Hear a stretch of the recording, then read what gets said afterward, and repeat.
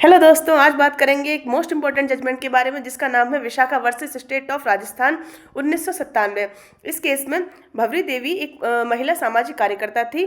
तो जो राजस्थान की भवरी देवी थी, इसने बाल विवाह रोकने का काम किया था। तो इससे जो गांव के लोग थे वो नाराज हो गए और उन्होंने भवरी देवी का गैंग रेप किया। तो महिला ने जो थी शिकायत करी, एफआईआर दायर करवाई। तो एफआईआर के बावजूद भी सरकार, पुलिस, अदालत ये सब उस महिला की हेल्प नहीं किए और पुलिस ने जो शिकायत थी वो ठीक से दर्ज ही नहीं करी और डॉक्टरों ने मेडिकल जांच में देरी करी और अदालत ने उसके मामले को गंभीरता से लिया ही नहीं। ठीक है। और जो वहाँ काम करने वाली महिलाएं थीं, उनकी सुरक्षा का कोई कानून था ही नहीं। तो इसी अन्याय के खिलाफ जो वहाँ की महिलाएं थी, महिला संगठन था, उन्होंने पीआईएल दायर किया। पीआईएल यानी आप जानते ही हैं, पब्लिक इंटरेस्ट लिटिगेशन। ठीक है। उन्होंने वो पीआईएल दायर किया जिसको विशाखा पिटीशन के नाम से जाना जाता है। ठीक है। तो अब जब वो पीआईएल दायर हो गई तो सुप्रीम कोर्ट के सामने एक मुख्य सवाल था कि क्या भारत में महिलाओं को जो कार्यस्थल है उस पर यौन उत्पीड़न से बचाने का कोई भी कानून है। तो जवाब था नहीं है। तो सवाल ये उठा कि क्या कोर्ट बिना कानून के रूल्स बना सकता है। अगर कोई कानून है ही नहीं ऐसा यौन उत्पीड़न के खिलाफ में, तो क्या जो सुप्रीम कोर्ट है वो रूल्स बना सकता है। तो सुप्रीम कोर्ट ने निर्णय दिया। इसी को मतलब हिस्टोरिक डिसीजन बोला जाता है, एक ऐतिहासिक निर्णय था और इसीलिए इतना ज़्यादा फेमस है। ठीक है।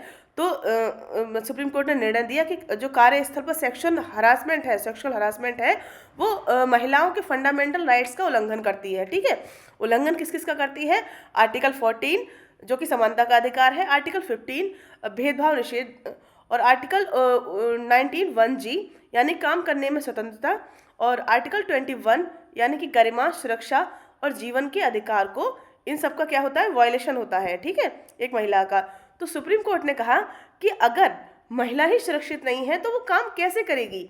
तो कोर्ट ने इतिहास में पहली बार जो थी वो गाइडलाइंस जारी करी। आप समझ रहे हैं, गाइडलाइंस। इसीलिए विशाखा गाइडलाइंस जो है इतनी ज़्यादा इंपॉर्टेंट है। तो क्योंकि कोई कानून ही नहीं था तो क्या करते, सुप्रीम कोर्ट ने क्या किया, गाइडलाइंस जारी कर दी। गाइडलाइंस तो कोर्ट ने विशाखा गाइडलाइंस जारी की। तो उससे पूरे देश में जो था वो गाइडलाइंस कानून की तरह लागू हो गई। ठीक है। तो इस गाइडलाइंस में जो 6 मुख्य बदलाव थे, बहुत बड़े बदलाव थे, वो थे कि नंबर 1 था कि जो सेक्सुअल हरासमेंट है उसकी पहली कानूनी परिभाषा दे दी गई। ठीक है, कि किस व्यवहार को, कैसे व्यवहार को हरासमेंट कहा जाएगा। ठीक है, ये पहला कानून था। और दूसरी गाइडलाइंस ये थी कि हर वर्क प्लेस पर कंप्लेंट कमेटी अनिवार्य होगा, जिसमें कि अध्यक्ष जो है वो महिला ही होगी और आधी सदस्य जो है वो महिलाएं होंगी। ठीक है, एक एनजीओ होगा जिसमें बाहरी महिलाएं जो है शामिल होंगी निष्पक्षता के लिए। ऐसा क्यों किया गया था, ताकि निष्पक्षता बनी रहे। उसके बाद में तीसरी गाइडलाइंस, मतलब जो तीसरा नियम था वो था कि एम्प्लॉयर की जिम्मेदारी तय हो गई कि एम्प्लॉयर जो है क्या क्या कार्य करेगा, उसकी जिम्मेदारी तय की गई। हर संस्थान को सुरक्षित माहौल देना अनिवार्य माना गया। ठीक है। उसके बाद में था टाइम बाउंड जांच। ठीक है, कि शिकायत की जो जांच है वो जल्दी और निष्पक्ष हो जाए। फिर था कॉन्फिडेंशियलिटी। ठीक है, यानी शिकायत करने वाली महिला की पहचान उजागर ना की जाए। ठीक है, कोई भी महिला अगर शिकायत करती है तो उसकी पहचान जो है उजागर ना हो। फिर था अवेयरनेस प्रोग्राम्स।